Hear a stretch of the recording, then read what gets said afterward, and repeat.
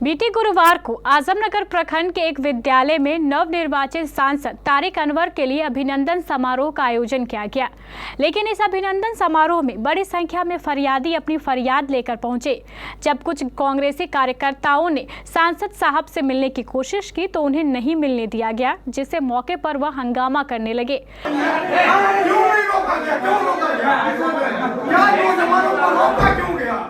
रोका क्यों जा रहा है? सांसद से मिलने के लिए नौजवानों को रोका क्यों जा रहा है? क्या वो नौजवानों का सांसद नहीं है? इस अभिनंदन समारोह में निमोल पंचायत के वार्ड नंबर 8 के निवासी भी अपनी मांग को लेकर पहुंचे थे।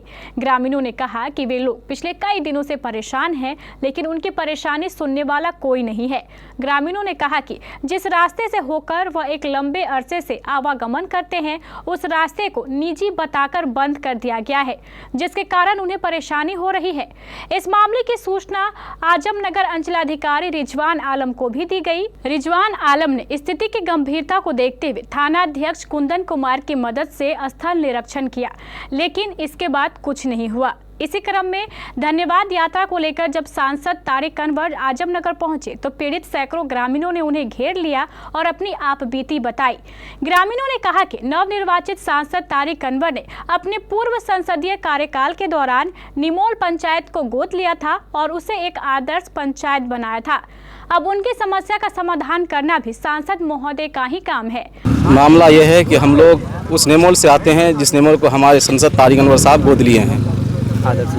आदर्श निमोल पंचायत से हम लोग आए हैं। आज आजमनगर रॉयल स्कूल में प्रोग्राम था। तारिक अनवर का मिलन समारोह, जीत के बाद पहली बार आजमनगर रॉयल स्कूल में आए थे। किस समस्याओं को लेकर? समस्या है यह है कि हम लोगों के घर के सामने जो रास्ता है उसको ब्लॉक कर दिया गया है, दीवार दे दिया गया है। दादा परदादा के वो रास्ता तकरीबन हमारे पूर्वज दादा परदादा उस रास्ते से जा रहे हैं, हम लोग भी उसी रास्ते से निकल रहे थे। ये हमारे इस रास्ते को निरीक्षण के लिए सीओ साहब, बड़ा बाबू, बीडीओ, सीओ सब कोई गए हैं, मगर सब लोग आए इंक्वायरी के लिए। सब बोले पहले सांसद साहब से मिलिए, तो हम लोग 200 से 250 आदमी आए मिलने के लिए सांसद साहब को आवेदन पत्र लेकर के। क्या चाह रहे हैं? हम लोग चाह रहे हैं कि हमारे सांसद तारिक अनवर साहब इस काम को अपने नज़र से करे, अपने स्तर से करे, वरना हम लोग आक्रोश हैं।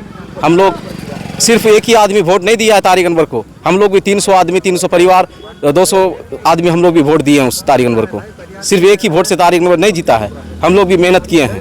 आजमनगर के कुछ नौजवान साथियों को धक्का मुक्की करते हुए साइड कर दिया गया। ये चीज़ हम लोग उन्हीं कांग्रेस के कार्यकर्ता द्वारा जो सांसद के आगे पीछे करते हैं, उन लोगों के द्वारा साइड किया गया। ये चीज़ हम लोग बिल्कुल बर्दाश्त नहीं करेंगे।